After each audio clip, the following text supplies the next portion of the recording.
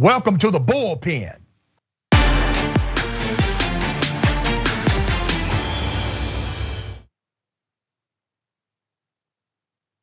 In the Bullpen today, we have economics professor at Texas Tech University and co-author of Money and the Rule and Comparative Economics Research Fellow, Free Market Institute, commentator Young Voices, Alexander Salter.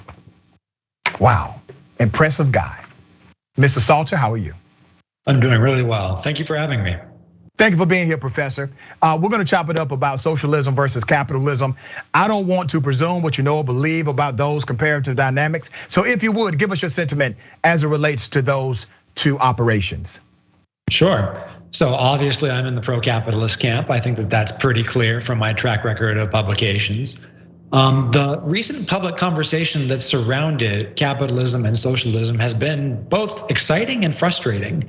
It's been exciting because these are the big debates. These are the big questions on how we organize our systems for producing and distributing resources. Let's have the debate. That's wonderful. It's wonderful when we have these historical discussions and actually get into the nuts and bolts of what's going on. I'm frustrated though, because I don't think that either the people who self-identify as socialists or the critics of socialism actually know what socialism is. I don't think there are very many socialists in the United States. Socialism means public ownership of the means of production. It means governments control the commanding heights of the economy. Economists don't agree on anything. If you ask 10 economists what socialism means, they will all give you that definition. So many people who identify as quote unquote democratic socialists, they're not really socialists. Oftentimes, when people on the right criticize socialism, they're not really criticizing socialism. And so it's a little bit sad that we're having this once in a generation opportunity, but everybody seems to be talking past each other. You know, it's really interesting because I actually agree with much of your sentiment. We do something in research science, you know this, it's called define the variables. So give me your definition of socialism, your working definition of socialism, and your working definition of capitalism, and let's go from there. Absolutely. I'm going with the standard definitions that economists have used for more than 100 years. Socialism, no private property, government ownership of the factors of production. Capitalism, there is private property, private ownership of the factors of production. On the one hand, you have all the productive resources concentrated in the public sector, that's socialism. On the other hand, under capitalism, you have decentralized property ownership. I think that that's the right definition and that's the place to start. Can you name a pure capitalistic nation? No, there isn't one. Can you name a pure socialistic nation? 2 for 2. No, there isn't one. You cannot.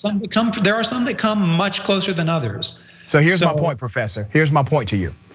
You have just said you cannot name a pure capitalistic nation. You cannot name a pure socialistic nation, but we still say that nations are either capitalistic or socialistic, which is a deviation from definition, because what we're really saying is that countries have variations of capitalism and variations of socialism, correct? I am 100% on board with that, absolutely. All right, we can start from that premise. That's where a lot of the nuance comes into this conversation. We can start from that premise. Let's look at policy by policy, right? Mm-hmm. Because I think you would agree as an economist, and I know you are well versed on economic theory, barter theory, and the whole nine. When it comes to economy or capitalism in the ecosystem of money, you must have some level of common sense regulation in those marketplaces for just the decency of humanity. Would you not agree? Or are you for a purely free market system?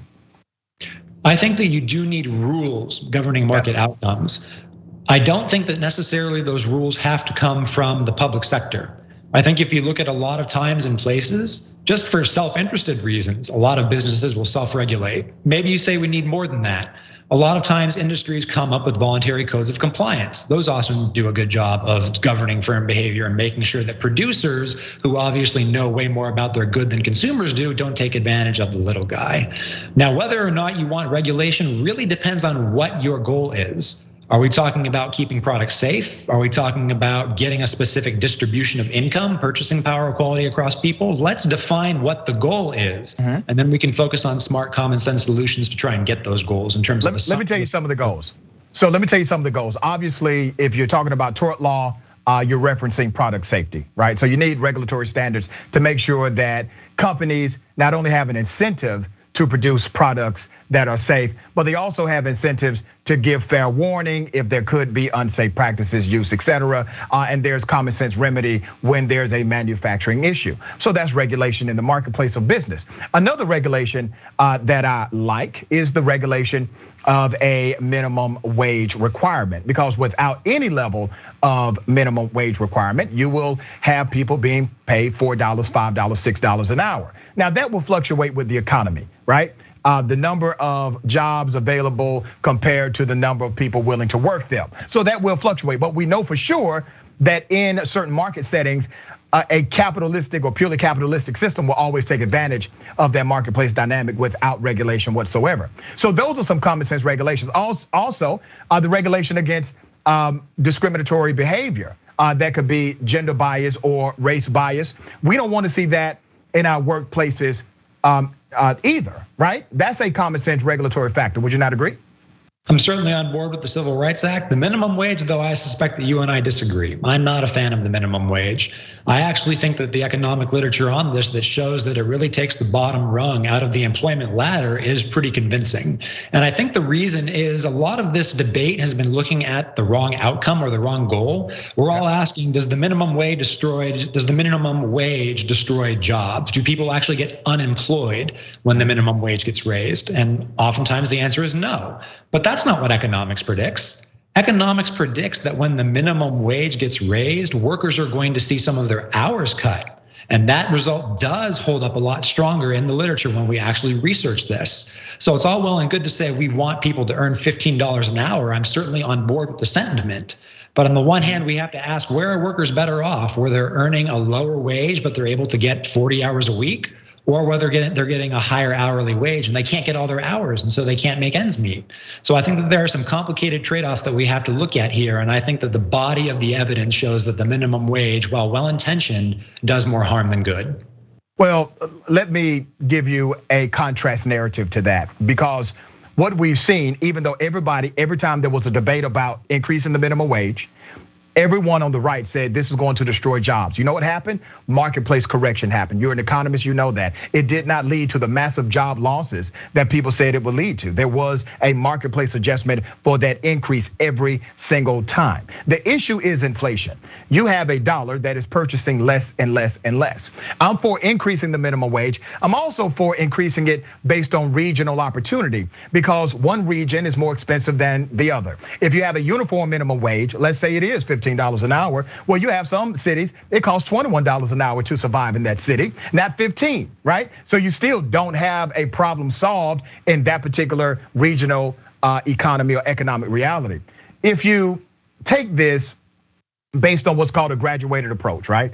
Because I think many times economists like yourself, you will use the argument of, well, if you just increase the minimum wage, those who are young, those who are less skilled will end up getting no job, basically. Their unemployment, and you call that bottom rung in the statistical data, that will increase significantly, right? And yes, we have seen that. But we've also seen other countries that do have high minimum wages. What they do is they graduate you in based on age.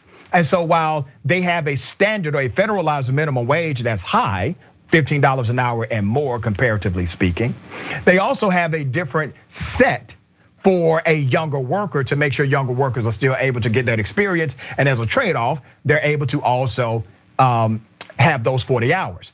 I feel as if many times in the conversation or debate about increasing the minimum wage, none of that is considered, right? It's either 100% this way or 100% that way. I would love to live in a world where $15 an hour was the set minimum wage for everybody, no matter what. But I also know the reality of this, Professor, that if you set it without a graduation phase for younger workers, young black workers will have the highest rate of unemployment because of the discriminatory patterns that already exist in hiring in the first place. That makes a lot of sense to me. Now, let me be clear, I'm against the minimum wage and I'm against a graduated minimum wage, but you pointed out something very important. Regions are not equal. Workers are not equal within the same region, and they're certainly not equal across regions. They have differing characteristics. And so we need some system that takes account of that. Well, we have a system that takes account of that, the market price for labor, meaning the wage rate. I think what a lot of these debates overlook is what we're really looking to do is make sure that workers actually have some minimum standard of living. We want to make sure that people have enough to live with dignity. And that's a sentiment that I can get behind. Okay. In which case, though, I wonder if we shouldn't actually be talking about, instead of messing with market prices, which has all sorts of nasty consequences, maybe we should be talking about the safety net instead. All right, so we can get into that. And I want to make sure I clarify. When I say younger workers, I'm talking about 14, 15, 16 years of age. I'm talking about very young workers who need that experience getting into the workforce. We can get into the safety net, but before we go there, I wanted to do just kind of an analysis of more left-leaning policy compared to right-leaning policy, right? Do you think that left-leaning economic policy, and also policies that are not considered economic policies but impact the ecosystem of economy, do you think left-leaning policies have been more effective to grow the economy, or right-leaning policies? I'm going to go with right-leaning policies, provided that we understand conventionally that that's broadly consistent with tax cuts and deregulation. I think that that's what's going to work to grow the economy. And I think that a lot of policies by the left, while well-intentioned in terms of trying to equalize outcomes, have been a drag on the economy. Now, we can debate how good economic growth is as opposed to more equitable outcomes. I'm a growth guy. I think that the only long-term poverty program that has ever worked in human history is economic growth. So I'm actually proud to come down on that side of the debate, and I'll defend that. All right, well, let me give you some facts, okay? Let me take you to the administration of Donald Trump. Donald Trump claimed that he would cut taxes at a record rate, that you would pay the lowest amount you've ever paid in modern history. He made all of these proclamations during the campaign. So let me take you to the Tax Cuts and Jobs Act, right? That was very famous, very popular. They hyped it up, but here's what it actually did. The individual American taxpayer actually paid more in taxes that year. They paid $93 billion more in actual taxes. While they had more in refund payments, they actually paid more because, one, they took away a lot of what you could claim as write-offs. They took them away, and you had these gradual increases in the taxation system. And then you had this massive tax cut of roughly $91 billion for businesses. And when you looked at it, brother, it ended up being a tax shift and not a tax cut. It was no tax cut whatsoever. It was a great design, but it was designed to be a trick. And they played with the numbers and promoted it as a tax cut when Americans actually paid much more in taxes that year. Let me take you back to 25 to 30 years, right, of Democratic presidents. Actually, it's 40 years.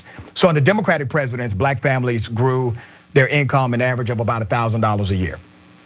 It only grew about $142 under Republicans. Black unemployment rate during that same comparative time fell by a net of 7.9% across 26 years of Democratic presidents, but it went up 13.7% under that same time under Republicans, okay? So across the field of Democratic leadership, black poverty declined by 23.6 percentage points, but it actually grew 3 points under Republicans. Latinos had a very similar outcome. Binder and Watson estimated that the average Democratic real GDP growth, okay, was a rate of 4.3% versus 2.5% for Republicans. That's going all the way back to Truman. So line by line, from adding jobs to the economy or to the workforce, thus increasing your revenue for the economy, President Obama inheriting a country where you are hemorrhaging 750,000 to 1 million jobs. He turns it around, creates record unemployment, private sector growth, booms, it comes out the seams, right?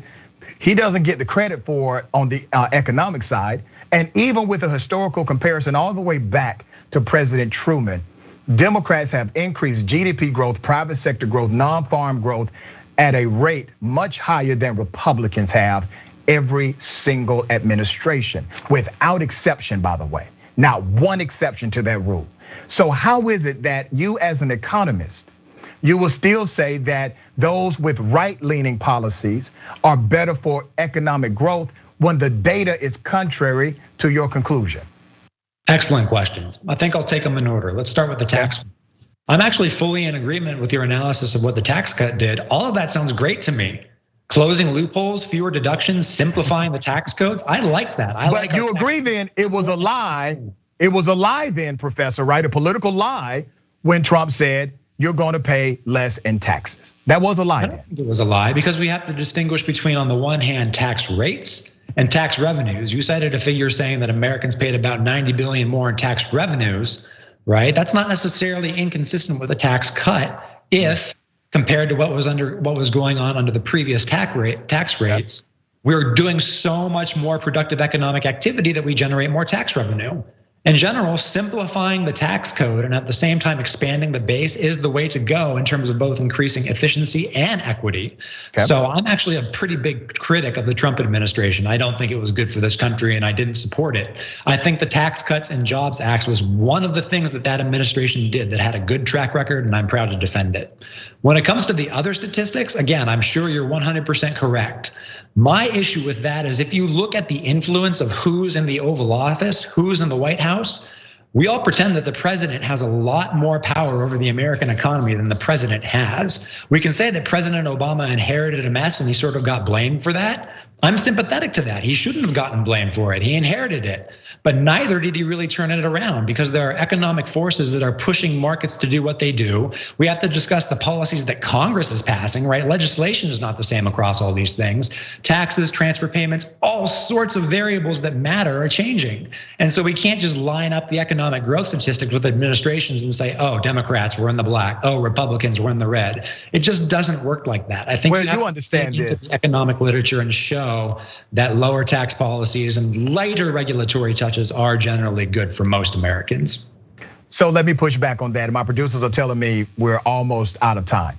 100% of all increased GDP growth has happened under Democratic presidents. That is a variable set worth analyzing. So when we analyze that variable set, what is the cause and effect relationship between Democratic policies and actual economic growth? Well, one major one is the funding for job training, education, technical skills. There's a massive influx of federal spending compared to Republicans who typically defund these programs. So when you have a Democrat or a Democratic policy or left-leaning policy, they say, okay, listen, we know that people need to be trained. They don't necessarily need a 4-year degree, but they need to be trained. So we're going to increase this budget in order to make sure we have more trained individuals for the marketplace, because we see where the marketplace is going. Republicans have tended to defund many of these programs or create what's called a localization of them through state government, right? That has had a real cause and effect relationship on economic growth and economic decrease. So yes, that's not an economic policy, brother, but it has impact on the economy. I would love to have you back on some of the nuances of policy, because I think you are a worthy debater on many levels, brother. So, Professor, I hope to have you back. Anytime, sir. Thank you.